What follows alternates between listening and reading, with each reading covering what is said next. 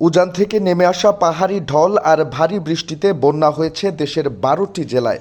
ভারী বৃষ্টিপাত ও প্রবল স্রোতের কারণে বন্যার পানিতে ডুবে পাহাড় ধসে ও বিদ্যুৎ স্পৃষ্ট হয়ে গত সোমবার থেকে বৃহস্পতিবার পর্যন্ত ১৩ জন মারা গেছেন। নিখোঁজ রয়েছেন আরও 2 জন। গত বুধবার থেকে ফেনীসহ 8 জেলায় হঠাৎ করে দেখা দেয় বন্যা। তবে তার কয়েকদিন আগে থেকেই ভারী বৃষ্টি হচ্ছে অনেক জেলায়।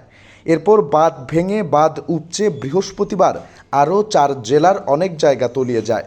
বন্যাকবলিত জেলাগুলো হলো ফেনী, কুমিল্লা, কক্সবাজার, লক্ষ্মীপুর, নোয়াখালী, চট্টগ্রাম, ব্রাহ্মণবাড়িয়া, খাগড়াছড়ি, রাঙামাটি, সিলেট, হবিগঞ্জ এবং মৌলভীবাজার। এর মধ্যে ফেনীর অবস্থা সবচেয়ে ভয়াবহ। প্রতিনিধিদের পাঠানো খবর বলছে কক্সবাজারে 3 জনের মৃত্যু হয়েছে। নিখোঁজ রয়েছেন আরও 2 জন। সোমবার সকালে কক্সবাজারের মহেশখালীতে ভারী বর্ষণে পাহাড় ধসে আব্দুস শুক্কুর নামে এক ব্যক্তির মৃত্যু হয়েছে। এ সময় তার মেয়ে মোস্তফা খানম গুরুতর আহত হয়েছেন।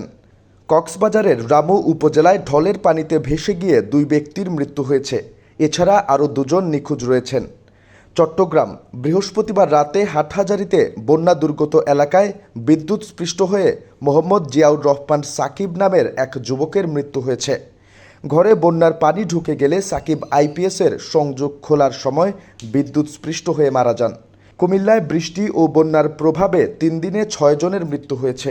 এর মধ্যে বৃহস্পতিবার সন্ধ্যায় লাকসাম উপজেলায় খালিদ মাহমুদ নামে এক আলিম পরীক্ষার্থী বিদ্যুৎ স্পৃষ্ট হয়ে মারা গেছেন। তিনি বন্যার্তদের জন্য পানি পৌঁছে দিতে গিয়ে বিদ্যুৎ স্পৃষ্ট হন। একই দিন বিকেলে বন্যার পানিতে ভেসে গিয়ে লাকসাম উপজেলার একটি শিশুর মৃত্যু হয়েছে। সোমবার বিকেলে কুমিল্লা নগরীর সালাউদ্দিন মোড়ে এক আইনজীবী বিদ্যুৎ স্পৃষ্ট হন।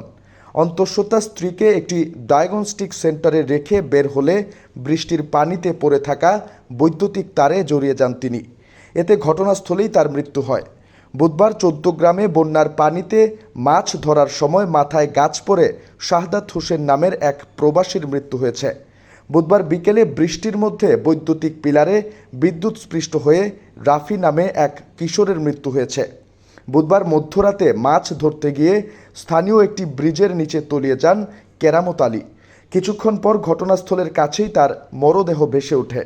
বৃহস্পতিবার কুমিল্লায় আরও 1 জন মারা গেছেন, তবে তার নাম এখনও জানা যায়নি। বুধবার নোয়াখালীর সেনবাগ উপজেলায় বন্যার পানি ঘরে ঢুকে আইপিএস নষ্ট হওয়ায় সেটি মেরামত করতে গিয়ে বিদ্যুৎ স্পৃষ্ট হয়ে কাকন কর্মকার নামে এক যুবকের মৃত্যু হয়েছে। রাঙামাটির নানিয়াচর উপজেলায় চেঙ্গি নদীতে ডুবে শ্রেষ্ঠ চাকমা নামের এক শিশুর মৃত্যু হয়েছে।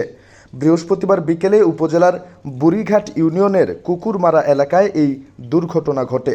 ব্রাহ্মণবাড়িয়ার আখাউড়া উপজেলায় পাহাড়ি ঢলের পানিতে তলিয়ে সুবর্ণা আক্তার নামে এক অন্তঃসত্ত্বা নারীর মৃত্যু হয়েছে। বুধবার ঘরে পানি ওঠায় পাশের বাড়ি যাওয়ার সময় হোঁচট খেয়ে একটি গর্তে পড়ে ডুবে যান তিনি। পরে স্থানীয় লোকজন তাকে মুমূর্ষু অবস্থায় উদ্ধার করে হাসপাতালে নিলে চিকিৎসক তাকে মৃত ঘোষণা করেন।